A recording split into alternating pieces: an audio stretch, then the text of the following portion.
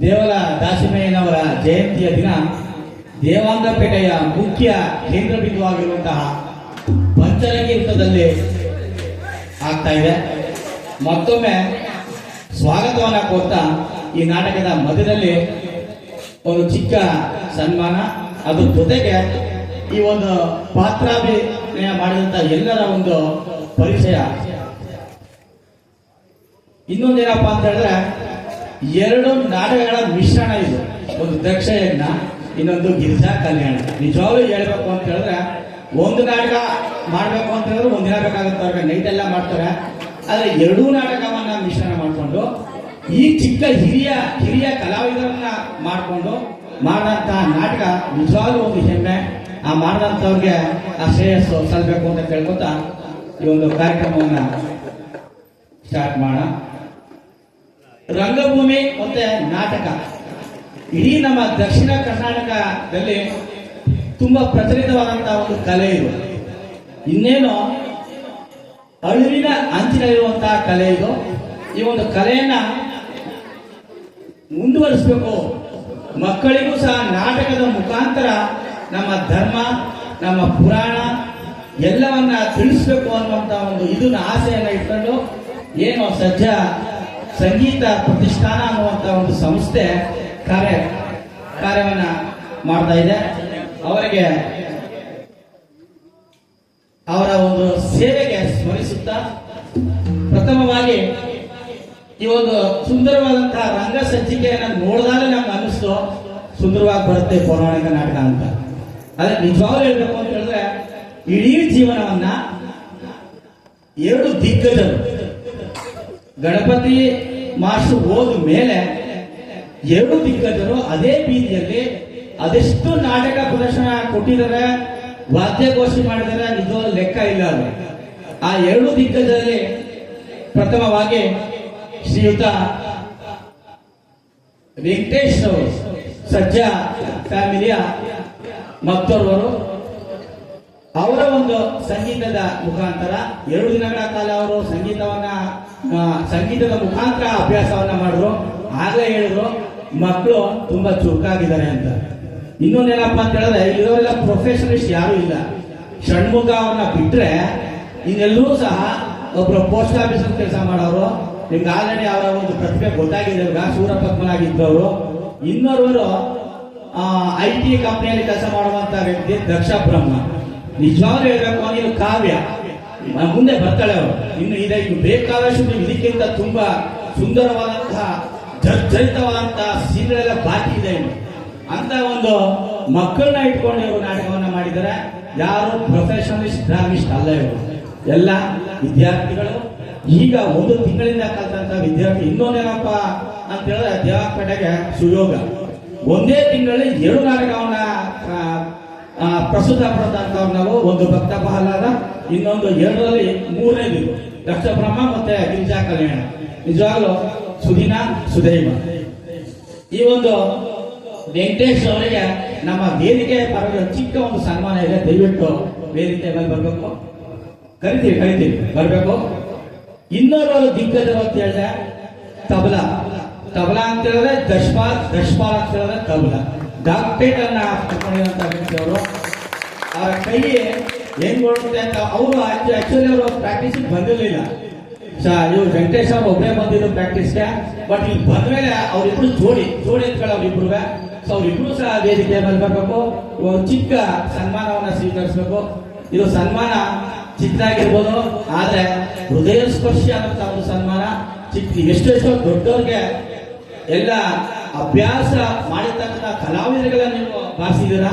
ನಾವು ಹುಡುಗರಿಗೋಸ್ಕರ ಇವತ್ತು ಬಾರಿಸ್ತಾ ಇದ್ದೀರಾ. ದಯವಿಟ್ಟು ವೇದಿಕೆ ಮೇಲೆ ಬರಬೇಕು. ಇವರಿಬ್ಬರಿಗೂ ಸಹ ಒಂದು ಸನ್ಮಾನವನ್ನ ಮಾಡಬೇಕು ಅಂತ ಮಲ್ಲಪ್ಪನವರನ್ನ ಕೇಳ್ಕೊತಾ ಇದ್ದೀವಿ. ಇಲ್ಲ ಬನ್ನಿ ಸರ್, ದಯವಿಟ್ಟು ನೀವು ದೇವಾಂಗಪೇಟೆಗೆ ಚಿರುಪರಿಚಿತರಾಗಿರ್ಬೋದು. ಇಲ್ಲ ಬನ್ನಿ ಬೇಗ ಬರ್ಬೋದು. ನಮಗೋಸ್ಕರ ಮಳೆರಾಯ ಬಿಡುಕೊಟ್ಟಿದ್ದೇನೆ ಇವತ್ತು. ನಿನ್ನೆ ಫುಲ್ ಮಳೆ ಇತ್ತು, ಎಲ್ಲರೂ ಭಯ ಇತ್ತು, ಬರುತ್ತೆ ಮಳೆ ನಿಂತೋಗುತ್ತೆ ಅಂತ. ಆದ್ರೆ ಮಕ್ಕಳ ಶ್ರಮ, ಅಭ್ಯಾಸ ಮತ್ತು ಎಲ್ಲರ ಒಂದು ಇತ್ತಲ್ಲ ಬೇಡಿಕೆ, ಆ ಬೇಡಿಕೆಗೋಸ್ಕರ ವರ್ಣದೇವ ಬಿಡುವನ್ನ ಕೊಟ್ಟಿದ್ದಾನೆ ಇವತ್ತು. ನಾಳೆ ಬರ್ಲಿಬೇಕಂತ ದಯವಿಟ್ಟು ಬರಬೇಕು.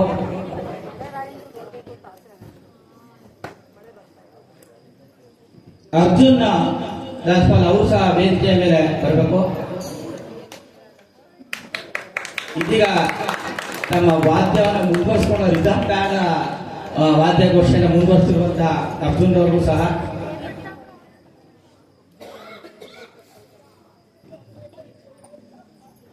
ಹಾಗೆ ಹಿನ್ನೆಲೆ ಸಂಗೀತವನ್ನ ನೀಡಿದಂತಹ ಕುಮುದ ಮಲ್ಲಾಪುರ ದಯವಿಟ್ಟು ಬರಬೇಕು. ಬೇಗ ಬರಬೇಕು ಮೇಡಮ್, ಮಳೆಯನ್ನು ಕಾಯಕ್ಕಾಗಲ್ಲ. ಹಿನ್ನೆಲೆ ಗಾಯಕಿಯಾದಂತಹ ಕುಮುದರವರು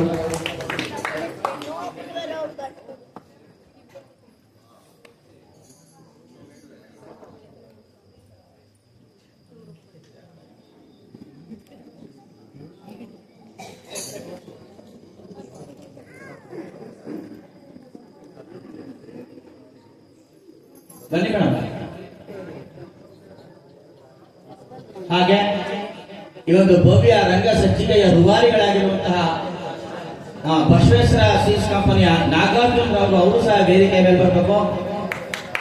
ತುಂಬಾ ಅಚ್ಚುಕಟ್ಟಾಗಿ ತುಂಬಾ ಬೇಗನೆ ನಮಗೆ 7 ಗಂಟೆಗೆ ಬೇಕು ಅಂತ ಹೇಳಿ ಒಂದು ವೇದಿಕೆಯನ್ನ ಮಾಡಿಕೊಟ್ಟಿದ್ದಾರೆ. ಅವರ ಬಳಗ ಏನಿದೆ ಆ ಬಳಗದ ಪರವಾಗಿ ನಾಗಾರ್ಜುನ್ ರಾವ್ ಅವರು ವೇದಿಕೆಯ ಮೇಲೆ ಬರಬೇಕು.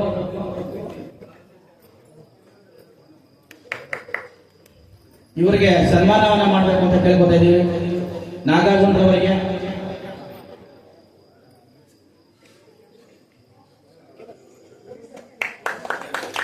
ಕುಮುದಾ ಮೇಡಮ್ ಅವರಿಗೆ,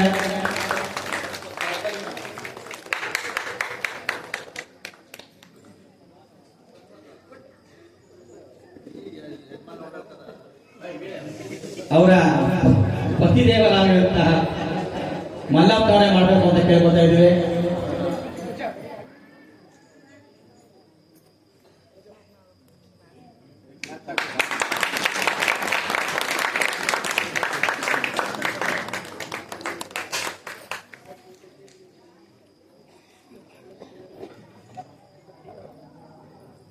ವೆಂಕಟೇಶ್ವರ ಅವರಿಗೆ,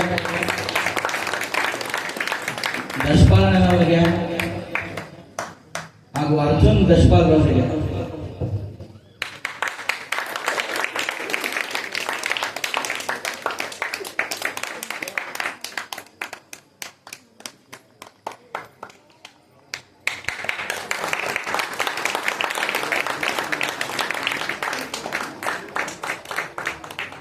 ಇದಕ್ಕೆಲ್ಲ ಮುಖ್ಯವಾಗಿ ಕಾರಣೀಭೂತರಾಗಿರುವಂತಹ ಷಣ್ಮುಖ ಸಜ್ಜರವರು ವೇದಿಕೆ ಮೇಲೆ ಬರಬೇಕು ದಯವಿಟ್ಟು.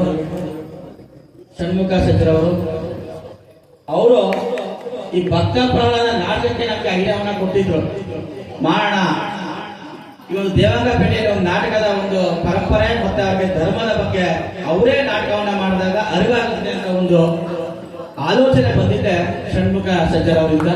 ದಯವಿಟ್ಟು ಅವರು ಶಿವ ಪಾತ್ರಧಾರಿ ಷಣ್ಮುಖ ಅವರು ವೇದಿಕೆ ಮೇಲೆ ಬರಬೇಕು. ಇವ್ರದೇನಪ್ಪ ಸ್ಪೆಷಾಲಿಟಿ ಅಂತ ಹೇಳಿದ್ರೆ 11ನೇ ವಯಸ್ಸಿಗೆ ಅವರ ತಂದೆಯ ಜೊತೆಯಲ್ಲಿ ಹಾರ್ಮೋನಿಯಂ ಅನ್ನ ಹಿಡ್ಕೊಂಡು ಹೋದಂತ ವ್ಯಕ್ತಿ. 11ನೇ ವಯಸ್ಸಿಗೆ 4ನೇ ಕ್ಲಾಸ್. ಹಾಗೆ ಚಾಮರಾಜನಗರ ಮತ್ತು ಮೈಸೂರು ಜಿಲ್ಲೆಯಲ್ಲಿ ರಂಗಭೂಮಿ ಕಲಾವಿದರಿಗೆ ಅಭ್ಯಾಸವನ್ನ ಮಾಡಿಸುವಂತ ವ್ಯಕ್ತಿ. ಇಡೀ ಒಂದು ಸಂಗೀತವನ್ನ ತಂದೆ ಹಾಗೂ ತಮ್ಮ ಅಣ್ಣನಾದ ವೆಂಕಟೇಶ್ವರ ಕೀಬೋರ್ಡ್ ವಾದವನ್ನ ಕಲಿತಂತ ವ್ಯಕ್ತಿ. ಹಾಗೆ ಬೆಂಗಳೂರಿನ ವಿಜಯ ಫಿಲ್ಮ್ ಇನ್ಸ್ಟಿಟ್ಯೂಷನ್ಸ್ ಅಲ್ಲಿ ಪಾಶ್ಚಾತ್ಯ ವಾದನ ಶೈಲಿಯನ್ನ ಕಲಿತು ಆನಂತರ ಅನೇಕ ಸ್ಪರ್ಧೆಗಳಲ್ಲಿ ಭಾಗವಹಿಸಿ ರಂಗಭೂಮಿಯ ಅನೇಕ ನಾಟಕಗಳನ್ನ ರಚಿಸಿ ನಿರ್ದೇಶನವನ್ನ ಮಾಡಿ ನಮ್ದು ಸಹ ಭಕ್ತ ಪ್ರಹ್ಲಾದ ಸಾವಿರ ಮಾಡಿದ್ದು ಅನೇಕ ನಾಟಕಗಳನ್ನ ನಿರ್ದೇಶನ ಮಾಡಿ ಇನ್ನೂ ನಿರ್ದೇಶನ ಮಾಡುತ್ತಿರುವಂತಹ ವ್ಯಕ್ತಿಯವರು. ಇನ್ನೂನೇನಪ್ಪ ಅಂತ ಹೇಳಿದ್ರೆ ಜನಪದ, ಚಲನಚಿತ್ರ, ಸುಗಮ ಸಂಗೀತ, ರಂಗಭೂಮಿ, ಹರಿಕತೆ, ವಾದ್ಯ ಸಂಗೀತ, ಸೂಫಿ, ಇದರ 10 ಪ್ರಕಾರಗಳಿದೆ. ಜಾನಪದ ಶೈಲಿಯ 10 ಪ್ರಕಾರಗಳನ್ನ ಕಲಿತಿರುವಂತಹ ಷಣ್ಮುಖ ಸಜ್ಜರು ನಮ್ಮ ಹೆಮ್ಮೆಯ ದೇವಾಂಗ ಕುಡಿ. ಹಾಗೆ ಆಕಾಶವಾಣಿ, ದೂರದರ್ಶನ, ರಿಯಾಲಿಟಿ ಶೋಗಳಲ್ಲೂ ಸಹ ಭಾಗವಹಿಸಿ ಅನೇಕ ದಿಗ್ಗಜರೊಂದಿಗೆ ಕೆಲಸವನ್ನ ಮಾಡಿದಂತ ವ್ಯಕ್ತಿ ಷಣ್ಮುಖ ಸಜ್ಜರ್ ಅವರು.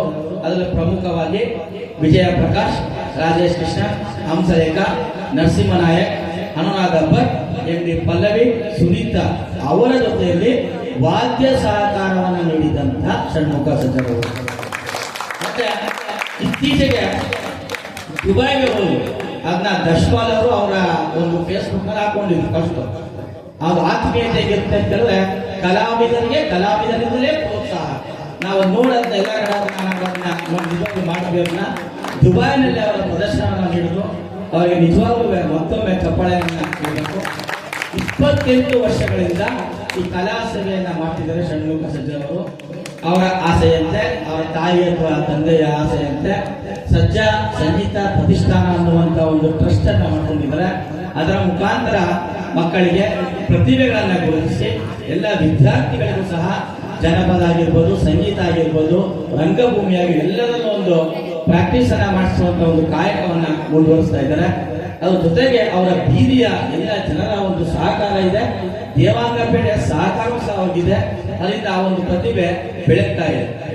ಇನ್ನೊಂದೇನಪ್ಪ ಅಂತ ಹೇಳಿದ್ರೆ ಅವರ ಜೊತೆನಲ್ಲಿ ಅವರ ಬೀದಿಯ ಶ್ರೀ ವಿಘ್ನೇಶ್ವರ ಸೇವಾ ಸಮಿತಿ ಏನಿದೆ, ವಿಘ್ನೇಶ್ವರ ಸೇವಾ ಸಮಿತಿಯ ಜೊತೆಗೂಡಿ ಅನೇಕ ಕಾರ್ಯಕ್ರಮಗಳನ್ನು ನೀಡಿದ್ದಾರೆ. ವಿದ್ಯಾರ್ಥಿಗಳಿಗೆ ಪ್ರತಿಭಾ ಪುರಸ್ಕಾರ, ಶಿಕ್ಷಣ, ಪ್ರತಿಯೊಂದು ಕ್ಷೇತ್ರದಲ್ಲೂ ಅವರು ಮಾಡ್ತಾ ಇದ್ದಾರೆ. ಮಾಡಬೇಕು ಅನ್ನೋ ಒಂದು ಆಸೆ ಅವರಲ್ಲಿದೆ. ಅದರಿಂದ ದೇವರು ಆಯುರಾರೋಗ್ಯ ಐಶ್ವರ್ಯ ಕೊಟ್ಟು ಷಣ್ಮುಖ ಸಜ್ಜನವರಿಗೆ ಈ ಒಂದು ಮಹತ್ ಕಾರ್ಯಕ್ಕೆ ಕೈ ಹಾಕಿದ್ದಾರೆ. ಎಲ್ಲರೂ ಸಹ ಅವರಿಗೆ ಕೈ ಜೋಡಿಸೋಣ ಅಂತ ಹೇಳ್ತಾ ಅವರಿಗೆ ಒಂದು ಚಿಕ್ಕ ಒಂದು ಸನ್ಮಾನವನ್ನ ಮಾಡ್ತಾ ಇದ್ದೀವಿ.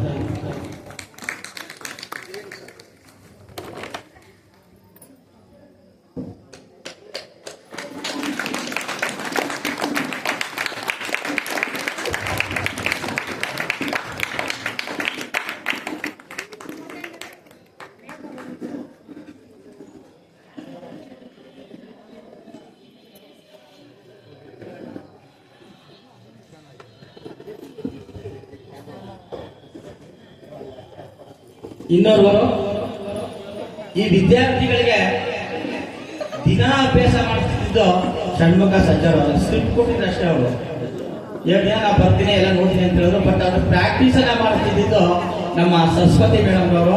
ದಯವಿಟ್ಟು ಸರಸ್ವತಿ ಮೇಡಮ್ ವೇದಿಕೆ ಮೇಲೆ ಬರಬೇಕು. ಇವಾಗ ಚಿಕ್ಕ ಸನ್ಮಾನವನ್ನ ಸ್ವೀಕರಿಸಬೇಕು. ಸರಸ್ವತಿ ಜೈಪಾಲನ್ ಅವರು ಇಡೀ ಮನೆಯನ್ನ 1 ತಿಂಗಳ ನಮ್ದು ಭಕ್ತಾತ್ಮಳ ನಾಡಿಂದ ಇಲ್ಲಿವರೆಗೂ ಎಲ್ಲ ಮಕ್ಕಳು ಬಿಡ್ತಿದ್ರು. ದಿನ ಅವ್ರಿಗೆ ಕಾಫಿ, ಹಾಲು, ಬಿಸ್ಕೆಟ್ ಎಲ್ಲವನ್ನ ಮಿಸ್ಟರ್ ಜೈಪಾಲನ್ ಅವರು ಅವ್ರು ನೋಡ್ಕೊಂಡಿದ್ದಾರೆ. ಅವ್ರಿಗೂ ಸಹ ಅವರ ಧರ್ಮಪತ್ನಿಗೂ ಸಹ ದೇವರು ಆಯುರಾರೋಗ್ಯ ಐಶ್ವರ್ಯ ಕೊಟ್ಟು ಕಾಪಾಡಿ ಅಂತ ಕೇಳ್ಕೊತಾ ಇದ್ದೀನಿ. ಇವರಿಗೊಂದು ಚಿಕ್ಕ ಸನ್ಮಾನ. ಮತ್ತೊಬ್ಬರು ರಂಗಸ್ವಾಮಿ ಅವರು ದಯವಿಟ್ಟು ವೇದಿಕೆ ಮೇಲೆ ಬರಬೇಕು. ರಂಗಸ್ವಾಮಣ್ಣ ನಾರದ ಪಾತ್ರಧಾರಿ ಆಗಿರುವಂತ ಈ ವಯಸ್ಸಲ್ಲಿ ನಾನು ನಾರದ ಪಾತ್ರ ಮಾಡ್ತೀನಿ ಅಂದಾಗಲೇ ನಮ್ಗೆ ಆಶ್ಚರ್ಯ ಆಗೋಯ್ತು. ನಿಜವಾಗ್ಲೂ ಆ ಮಕ್ಕಳ ಜೊತೆ ಇವ್ರು ಬರ್ತಾರ ಅಂತ ಆ ಒಂದು ಸೇವೆ, ಕಲಾವರ ಸೇವೆ ಅವ್ರು ನಿಜವಾಗ್ಲೂ ತರುತ್ತದೆ. ಅವ್ರಿಗೂ ಸಹ ಒಂದು ಸನ್ಮಾನ.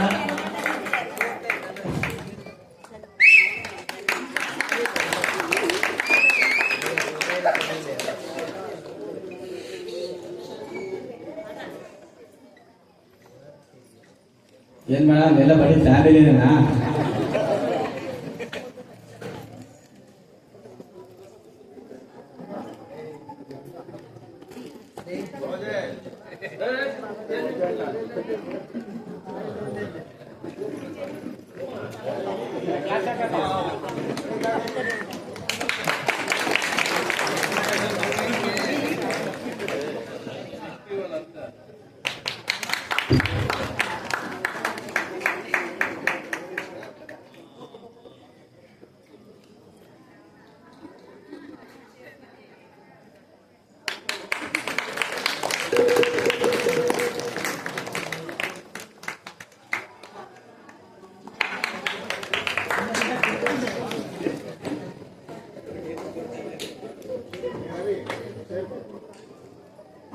ಹಾಗೆ ಸುಮಾರು 20 ಜನ ಪಾತ್ರಧಾರಿಗಳು ಇದ್ರು.